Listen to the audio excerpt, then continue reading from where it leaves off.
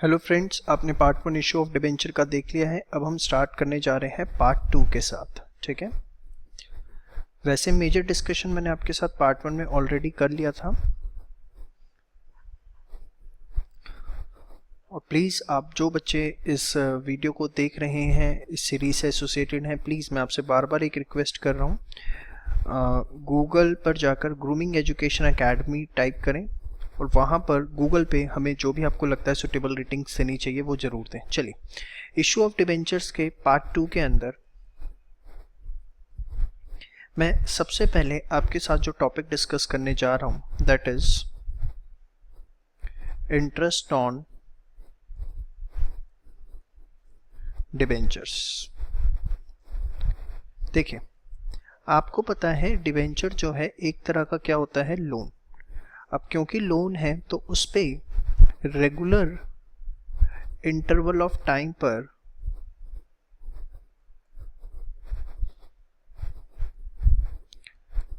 Company is liable to पे interest. Company को क्या देना पड़ेगा, उस पे इंटरेस्ट देना पड़ेगा। अब ध्यान से समझिएगा इसके कॉन्सेप्ट को। हमेशा सबसे पहले आपको एक चीज ध्यान रखनी है, interest is payable using coupon rate on face value। इसका मतलब क्या है, सपोज एक कंपनी है XYZ लिमिटेड, साथ साथ नोट्स बनाते रहिए प्लीज। 10% डिबेंचर्स उसके हैं, ठीक है, और 10 लाख रुपए के। 10% डिबेंचर्स उसके हैं 10 लाख रुपीस के। तो उसने चाहे नीचे आपको ये लिख के दिया है, these debentures were issued at premium. इसको हमने किस पे इशू किया था, प्रीमियम पे इशू किया था। ये बात उसने लिख के भी दी है, ऑफ 10%। तो भी आपको मतलब नहीं है, आपका जो इंटरेस्ट ऑन डिबेंचर होगा पूरे साल का वो फेस वैल्यू पर ही हमेशा निकलेगा। और किस पे निकलेगा, किसकी हेल्प से, कूपन रेट से। तो 10 लाख का 10% जो आपका इंटरेस्ट ऑन डिबेंचर आएगा वो कितना आएगा, 1 लाख रुपीस आएगा। तो पहली चीज आपको समझ में आ गई, interest is payable using coupon rate on face value. ठीक है, चलिए आगे बात करते हैं। जो कंपनी ये इंटरेस्ट पे करती है, इंटरेस्ट ऑन डिबेंचर, ये कंपनी के लिए एक तरह से, कैन आई से कि कंपनी के लिए एक तरह से एक्सपेंस होता है। यस और नो? तो इसकी एंट्री हमारे बुक्स में क्या आई, interest on debenture debit to debenture holder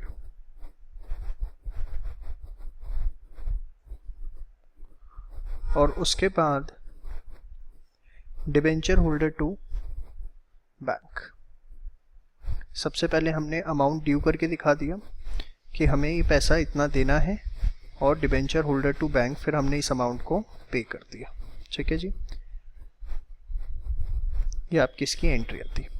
लेकिन अगर मैं इसका एक दूसरा एस्पेक्ट आपको दिखाऊं, एक्सपेंस है इंटरेस्ट ऑन डिबेंचर कंपनी के लिए, बट कैन आई से कि डिबेंचर होल्डर के लिए ये जो इंटरेस्ट ऑन डिबेंचर है, डिबेंचर होल्डर के लिए एक तरह से इनकम है। यस और नो? अब आप कहोगे सर हमें तो कंपनी की अकाउंटिंग करनी है, तो ठीक है, डिबेंचर होल्डर के लिए इनकम है, तो हमें क्या फ़र्क पड़ता है? फ़र्क पड़ता है। ध्यान से देखिए, आपको पता है किसी भी पर्सन की कोई भी इनकम होती है तो उसे उसके ऊपर इनकम टैक्स देना पड़ता है। अब मेरी कोई इनकम हो रही है, सैलरी इनकम है, बिजनेस इनकम है, किसी भी तरह की कोई इनकम है इंडिया में अगर है, तो आपको उस इनकम पे टैक्स देना पड़ेगा। अब ध्यान से सुनिएगा, कॉन्सेप्ट बहुत इंपॉर्टेंट है। कंपनी ने इंटरेस्ट पे किया। अब कंपनी ने जब इंटरेस्ट पे किया तो कंपनी के लिए एक्सपेंस था, डिबेंचर होल्डर के लिए क्या है, इनकम। तो कायदे से कहना ही से कि डिबेंचर होल्डर को उस पर इंटरेस्ट पे करना चाहिए, यस और नो। बट गवर्नमेंट के लिए इतने सारे डिबेंचर होल्डर्स को ट्रेस करना बहुत मुश्किल है कि किसने अपनी इंटरेस्ट इनकम पे टैक्स दिया और किसने नहीं दिया। अब ध्यान से समझना, कंपनी एक है, उसके 1000 डिबेंचर होल्डर्स हैं, कंपनी ने 1000 डिबेंचर होल्डर्स को इनकम दी, उन सबके लिए इनकम बनी और उनको उस पर टैक्स देना चाहिए था। अब कितने लोग इनकम टैक्स देते हैं ये आपको भी पता है हिंदुस्तान के अंदर। तो गवर्नमेंट ने क्या किया, गवर्नमेंट ने कंपनी की ड्यूटी लगा दी कि आप डिबेंचर होल्डर्स को इंटरेस्ट दे रहे हो, वो उनके लिए इनकम है। मतलब जो source of income debenture holders को मिल रहा है वो कंपनी से मिल रहा है। वो किससे मिल रहा है, कंपनी से। तो कंपनी की ही ड्यूटी लगा दी कि जब आप डिबेंचर होल्डर्स को इंटरेस्ट दोगे, इनकम दोगे, तो टैक्स काट कर दोगे और वो टैक्स गवर्नमेंट को जमा करा दोगे। अब इससे हुआ क्या, इससे हुआ ये कि जो गवर्नमेंट है उसका वर्कलोड कम हो गया, उसे डिबेंचर होल्डर्स को ट्रेस करने की जरूरत नहीं है, किसने इंटरेस्ट दिया, किसने इंटरेस्ट नहीं, किसने इंटरेस्ट पे टैक्स दिया, किसने नहीं दिया। क्योंकि कंपनी जो इंटरेस्ट देगी, जो इंटरेस्ट डिबेंचर होल्डर को देगी, वो ऑलरेडी टैक्स डिडक्टेड होगा उसमें से, और वो टैक्स का अमाउंट कंपनी जो है वो जमा करा देगी गवर्नमेंट को। कंपनी ने कहा अगर हम ऐसा ना करें तो, गवर्नमेंट ने कहा ठीक है, नहीं करते हो तो डायरेक्टर्स को जेल भेज सकते हैं, फाइन लगा सकते हैं, बहुत सारे प्रोविजंस हैं। तो किसकी ड्यूटी बन गई, कंपनी की ड्यूटी बन गई। क्या बन गई कि डिबेंचर होल्डर को इंटरेस्ट पे कर रहे हो तो उस पर क्या काटोगे, टैक्स काटोगे। अब देखो क्या नाम रखा उसका, TDS, tax deducted at source. मतलब जो डिबेंचर होल्डर्स है उसका सोर्स ऑफ इनकम क्या है, कंपनी है, तो सोर्स पर ही उसका टैक्स काट लिया गया। तो हुआ क्या, अगर आप देखें, मैंने आपको बताया डिबेंचर होल्डर्स के लिए क्या है, वो इनकम है। अब मैं आपको सिखा रहा हूं, ध्यान से समझिए कॉन्सेप्ट ऑफ TDS। TDS जिसकी फुल फॉर्म होती है tax deducted at source, tax deducted at source इसकी फुल फॉर्म होती है। इसके अंदर होता क्या है, नाम से ही पता लगता है कि सोर्स ऑफ इनकम जहां से है वहीं पे टैक्स डिडक्ट कर लिया जाता है। Tax is deducted at the stage where income generates. अगर कोई आपसे पूछे TDS होता है क्या, अब ये जो TDS का कॉन्सेप्ट है इंटरेस्ट ऑन डिबेंचर के केस में किस तरीके से अप्लाई होता है। In case of company, debenture holder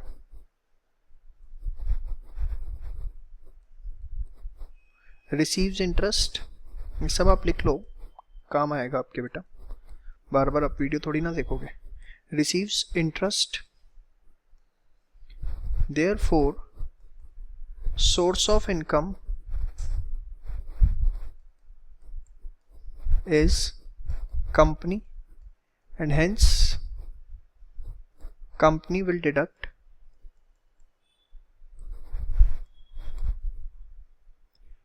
tax on such income to be deposited to government, जिसको वो किसको जमा करवा देगी, गवर्नमेंट को। तो आपको ले देके एक चीज समझ में आ गई कि जो आपको समझना है, TDS is deducted on amount of interest on debentures, जितना वो अमाउंट है उस पर डिडक्ट किया जाएगा फ्रॉम द रेट स्पेसिफाइड, जो भी रेट स्पेसिफाइड है। ये रेट आपको क्वेश्चन के अंदर गिवन होगा, समझ में आई बात। अब ध्यान से देखिए, एक एग्जांपल लेते हैं। सपोज कंपनी के 10% डिबेंचर है, 10% डिबेंचर कंपनी के 20 लाख रुपए के हैं। इंटरेस्ट इज पेबल ऑन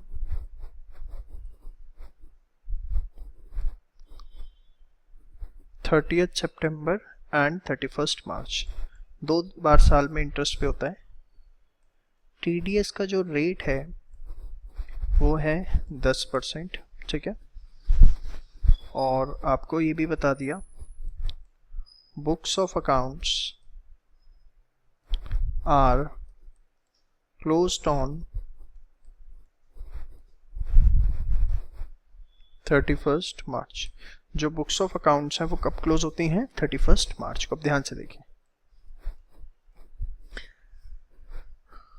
ये अगर मैं मान लूँ पूरा 2017-18 है,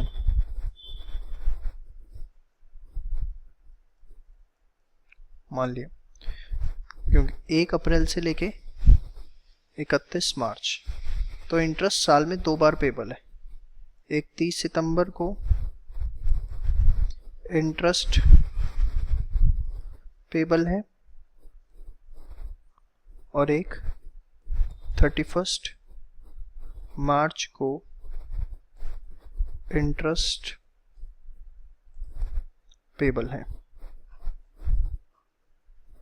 साल में 2 बार इंटरेस्ट पेबल है, एक 30 सितंबर को और एक 31st मार्च को। अब ध्यान से देखिए, 6 महीने पे है। तो सबसे पहले हम बात करते हैं 30 सितंबर की।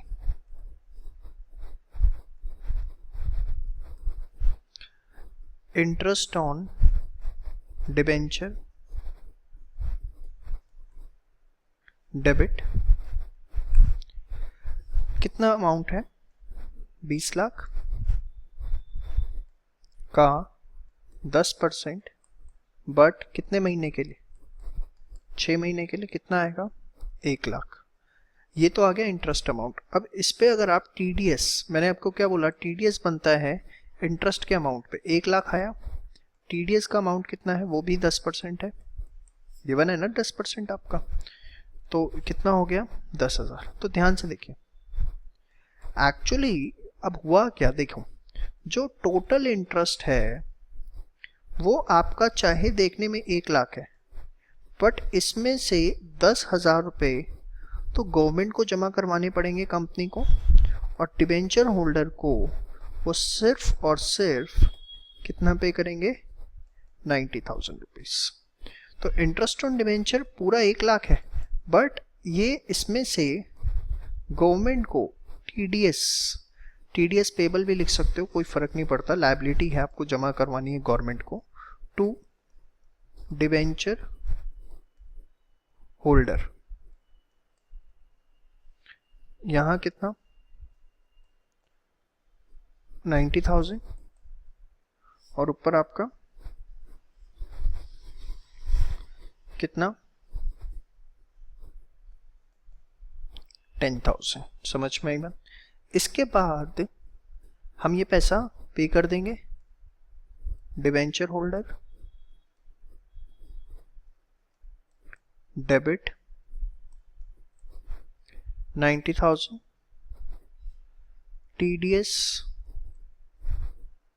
पेबल डेबिट 10,000 टू बैंक कितना? 1 लाख रुपए। कंपनी के पास से पूरा 1 लाख रुपए गया, जिसमें डिबेंचर होल्डर को 90,000 मिले और गवर्नमेंट को 10,000 रुपए। सेम एंट्री 31st मार्च को रिपीट करोगे आप, दोनों एंट्रीज सेम विद रिपीट होंगी। मैं ऐसे डू लिख रहा हूँ, मतलब दोनों एंट्रीज आप रिपीट कर दोगे, क्योंकि अमाउंट वही बनता है। मेन क्या है, अब 31st मार्च को आपको बुक्स ऑफ अकाउंट्स क्या हो रहे हैं? क्लोज हो रहे हैं। तो जितना भी इंटरेस्ट ऑन डिबेंचर में बैलेंस है वो एक्सपेंस है आपका, तो वो सारा का सारा आपका ट्रांसफर हो जाएगा statement of profit and loss to interest on debenture.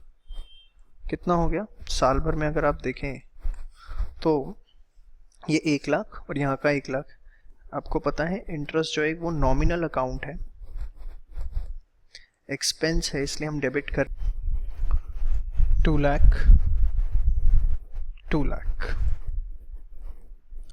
तो आपने कॉन्सेप्ट देखा किस तरीके से हमने interest on debentures with TDS पढ़ा। टीडीएस क्या होता है वो मैंने आपको बता दिया और किस तरीके से हमें उसे अप्लाई करना है वो भी मैंने आपको सारी चीज़ें बता दी। इस तरह का क्वेश्चन आप एक्सपेक्ट कर सकते हैं कि आपके एग्ज़ाम में आएगा। अब जो नेक्स्ट कॉन्सेप्ट मैं आपको बताने जा रहा हूँ that is interest accrued but not due. Very very very important concept. Majority of books ने इस टॉपिक को कवर ही नहीं किया है और board examination point of view से सबसे ज़्यादा इंपॉर्टेंट है। ध्यान से देखिए interest accrued but not due ये क्या होता है। देखिए सपोज एक कंपनी है जिसका फाइनेंशियल ईयर जो है वो है आपका 1 अप्रैल से लेके 31 मार्च तक, ठीक है। कंपनी के 12% डिवेंचर्स हैं 5 लाख रुपए के, जिस पे इंटरेस्ट पेबल है half yearly on 30 June and 31 दिसंबर। 2 बार उसमें हाफ ईयरली इंटरेस्ट पेबल है, एक बार 30 जून को, एक 31 दिसंबर को। अब जरा समझना, फाइनेंशियल ईयर हमारा है 1 अप्रैल से लेके, मैं यहाँ बना लेता हूँ जरा, 31 मार्च तक का। इंटरेस्ट 2 बार पेबल है, एक पेबल है 30 जून को और एक पेबल है 31 ऑफ दिसंबर को। 2 बार इंटरेस्ट पेबल है, एक 30 जून को और एक 31 दिसंबर को। अब 31 दिसंबर को इंटरेस्ट पेबल है, उसके बाद अगला इंटरेस्ट जो पेबल होगा वो कब होगा, फिर 30 जून को। बट 31 ऑफ मार्च इस डेट को मुझे अपनी बुक्स ऑफ अकाउंट्स क्लोज करनी है, यस और नो।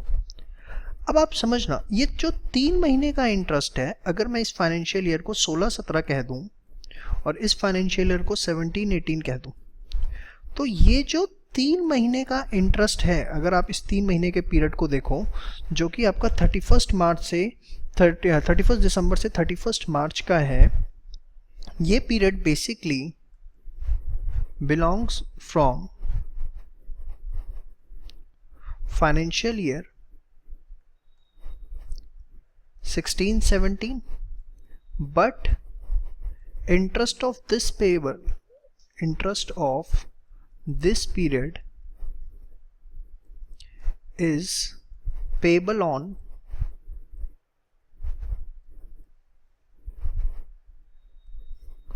30 जून 2017, जो कि कौन सा फाइनेंशियल ईयर आ जाता है, 17-18। आप देखो ना, इस 3 महीने का इंटरेस्ट जो कि 16-17 का है, आप पे करोगे इकट्ठा 6 महीने का 30 जून को, जो कि कौन से ईयर में आता है, 17-18 के अंदर आता है। तो आपको यहाँ पर एक चीज़ समझ में आनी चाहिए कि इंटरेस्ट एक्रू तो हो गया 31 दिसंबर से 31 मार्च का, जिस दिन बुक्स ऑफ अकाउंट्स क्लोज हो रही है, बट वो ड्यू कब हो रहा है, 30 जून को। ये क्या है, मैं आपको एक एग्जांपल देता हूँ इसका, एक्रू और ड्यू का। एक्रू वर्सेस ड्यू, आपको ये 2 टर्म समझ में आते हैं चाहिए। सपोज आपने मिस्टर एक्स को जॉब पे रखा और आपने उनकी सैलरी 30,000 रुपये पर मंथ रखी कि आपको 30,000 रुपये पर मंथ हम पे करेंगे, और आपने बोला कि आप उन्हें पे करोगे ऑन 1 ऑफ नेक्स्ट मंथ, मतलब जैसे ही ये महीना पूरा हो जाएगा उसके अगले महीने की 1 मतलब मार्च की सैलरी 1 अप्रैल को जाएगी, सीधी सी बात। अब वो 1 मार्च को आते हैं, 2 को आते हैं, 3 को आते हैं, 4 को आते हैं, जैसे पर डे वो आते जा रहे, तो उनकी सैलरी 1,000 रुपये प्रति दिन के हिसाब से ड्यू एक्रू होती जा रही है। भाई जैसे वो 1 मार्च को आए, 1 दिन काम कर लिया, 30 दिन होते हैं महीने में मान लेता हूँ, तो 1,000 रुपये एक्रू हो गए। फिर 2 मार्च को आए, फिर उनके 1,000 रुपये एक्रू हो गए। ऐसे करते करते करते करते करते करते उनके महीने के एक्रू कितने हो गए? 30,000, जो कि ड्यू होंगे कब? On 1 next month. मतलब जो एक्रू होता है वो on day to day basis पर होता है, जबकि जो चीज ड्यू होती है वो स्पेसिफिक डे पर होती है। यही मैं आपको बताना चाह रहा हूं कि यहां पर इन 3 महीने का इंटरेस्ट एक्रू तो हो गया, बट अभी ड्यू नहीं हुआ। इस 3 महीने का इंटरेस्ट एक्रू तो हो गया, वो ड्यू नहीं हुआ। वो ड्यू कब होगा? 30 जून को। लेकिन आपको यहां पर एक बात मैं और बताऊं कि जो हमारे बुक्स ऑफ अकाउंट्स बनते हैं वो बनते हैं ड्यू बेसिस पर, जिसको आप एक्रूअल बेसिस भी कहते हो। मतलब क्या होता है इसका? If any transaction is related from current year, then irrespective of fact cash has been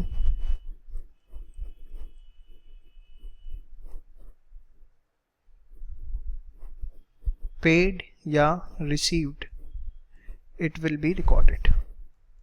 मतलब यहां पर आपको कंपनी को 3 महीने का कैश पे नहीं करना, वो सारा 6 महीने का इकट्ठा पे करना है। बट अगर वो एक्रू इस फाइनेंशियल ईयर में हुआ है तो कंपनी को उसे 16-17 में रिकॉर्ड करना ही होगा।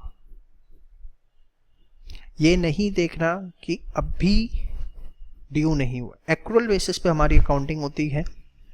एक्रूअल बेसिस पे अकाउंटिंग होने का मतलब जो इस साल का है। अब ये ड्यू बेसिस से आप कंफ्यूज मत हो जाना कि यहाँ पर तो सर आपने एक ही बोल दिया, चलो मैं काट ही देता हूँ, भाई तुम लोग कंफ्यूज हो जाओगे खामखा। एक्रूअल बेसिस पे अकाउंटिंग होती है, मतलब जो इस साल एक्रू हो गया वो आपको इस साल रिकॉर्ड करना पड़ेगा। तो होगा क्या? अगर आप देखें, मैं 3 महीने का इंटरेस्ट निकालूंगा, 5 लाख का 12% 3 महीने के लिए, कितना हो गया? 15,000। ये मेरे लिए एक्सपेंस तो है कंपनी के लिए, interest on debenture debit, but मैंने इसको नाम दिया interest accrued but not due. मैंने इसे लायबिलिटी दिखाकर छोड़ दिया। बात समझ में आ गई? और इसको मैं अपनी बैलेंस शीट में करंट लायबिलिटीज में शो करूंगा। बैलेंस शीट में हम इसे करंट लायबिलिटीज में और उसमें भी अदर करंट लायबिलिटीज हम इसे शो करें। समझ में आ गई बात? तो interest accrued but not due का कॉन्सेप्ट सबसे पहले आपको क्लियर होना चाहिए। होता क्या है कि अगर, और ये कॉन्सेप्ट पिक्चर में कब आता है? जब ईयर एंड और जिस दिन इंटरेस्ट पे करना है वो दोनों डेट सेम ना हो। समझ में आया? अब 30 जून आएगी, समझना जरा। 30 जून को हम इंटरेस्ट पे करेंगे। बड़े ध्यान से इस चीज को समझिए। आपने ये एंट्री डाल दी, कब डाली? 31 मार्च को। अब 30 जून को हमें इंटरेस्ट पे करना है। Interest on debenture debit, interest accrued but not due debit to bank. अब ये क्या किया सर आपने? भाई इस साल का तो सिर्फ 3 महीने का इंटरेस्ट आएगा।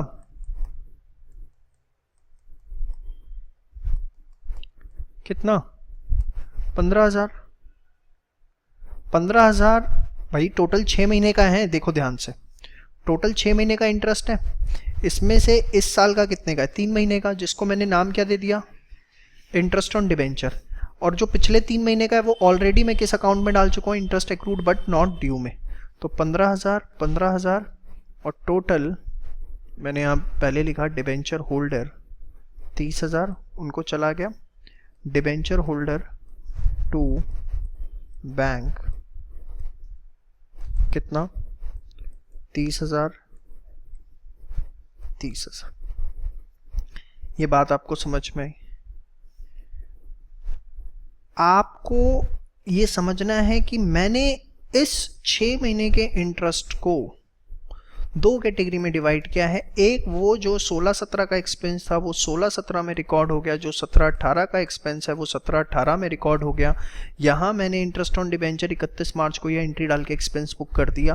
फिर 30 जून को इंटरेस्ट ऑन डिबेंचर 3 महीने का बुक किया, और यहाँ पर ये मैंने एक्सपेंस नहीं बुक किया है भाई, यहाँ पर ये मेरा एक्सपेंस था और ये क्या थी, लायबिलिटी, कि अभी पे नहीं करना, बाद में करना। यहाँ पर ये 3 महीने का तो मैं एक्सपेंस पे कर रहा हूँ, बट अब मैं ये अपनी लायबिलिटी क्या कर रहा हूँ, फिनिश ऑफ कर रहा हूँ। बात समझ में आई?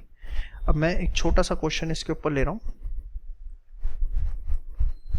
XYZ लिमिटेड, पूरा क्वेश्चन कैसा एग्जाम में आ सकता है, कॉन्सेप्ट थोड़ा टेक्निकल है, हो सकता है आपको 2 बार 3 बार भी देखना पड़े। प्लीज़ पहले वहाँ तक सारी चीज़ें अच्छे से कंफर्म करके आइए। इंटरेस्ट रेट्स वही 30 June and 31 December. Books closed on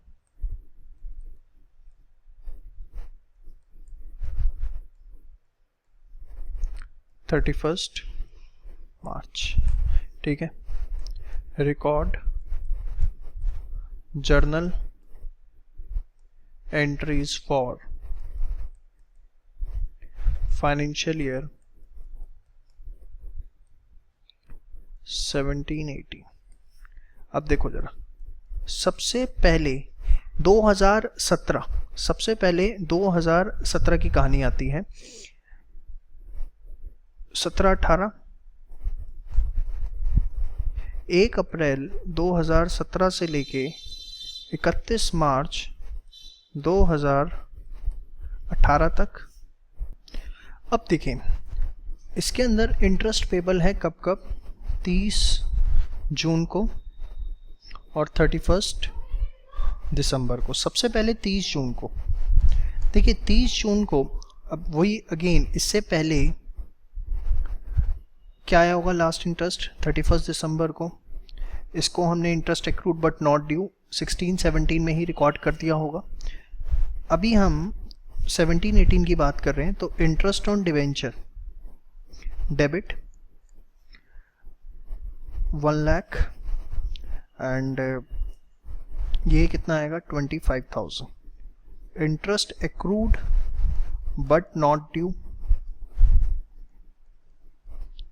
debit 25,000 to debenture holder 50,000, और उसके बाद debenture holder to bank 50,000। Hopefully आपको ये मेरी बात समझ में आ रही हो। ये ऑलरेडी हम पिछले साल इंटरेस्ट एक्रूड रिकॉर्ड कर चुके होंगे, ये हमारी असम्पशन है। ऑब्वियसली क्या होगा, इंटरेस्ट ऑन डिबेंचर ये 3 महीने का जो एक्सपेंस है, ठीक है, ये कैसे निकाला मैंने, 10 लाख का 10% फॉर 3 मंथ्स, ठीक है, और ये आपका ऑलरेडी पहले इस 3 महीने का जो बुक्स में दिख रहा होगा बट नॉट ड्यू, और ये मैंने एक्सपेंस बुक किया, ठीक है। फिर 31 दिसंबर को, उसमें तो कोई दिक्कत नहीं है, पूरे 6 महीने का इंटरेस्ट आएगा 30 जून से 31 दिसंबर का। तो interest on debenture debit to debenture holder, फिर डिवेंचर होल्डर टू बैंक, कितना 50 50।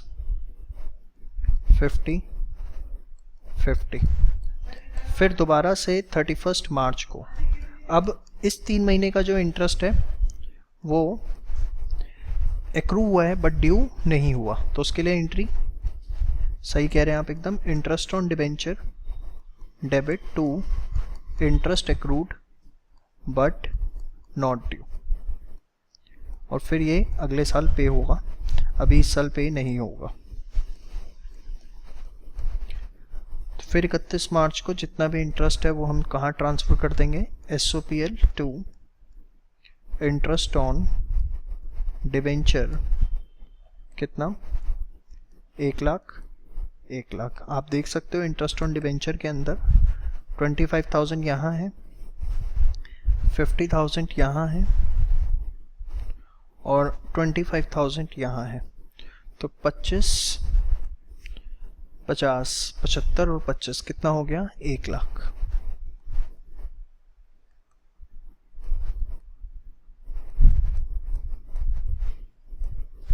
समझ में आई बात? तो ये आपका interest accrued but not due का कॉन्सेप्ट है, थोड़ा सा टेक्निकल है, एक बार आप इसे बेशक दोबारा ज़रूर देखें, बट इम्पॉर्टेंट कॉन्सेप्ट है, एग्जाम के अंदर आपसे पूछा जा सकता है, ठीक है। And please keep sharing the videos with friend, hit like अगर आपको वीडियो पसंद आई, ठीक है, और गूगल पे जाके आपको पता है ग्रूमिंग एजुकेशन एकेडमी को रेट करना ना भूलें। Thank you so much.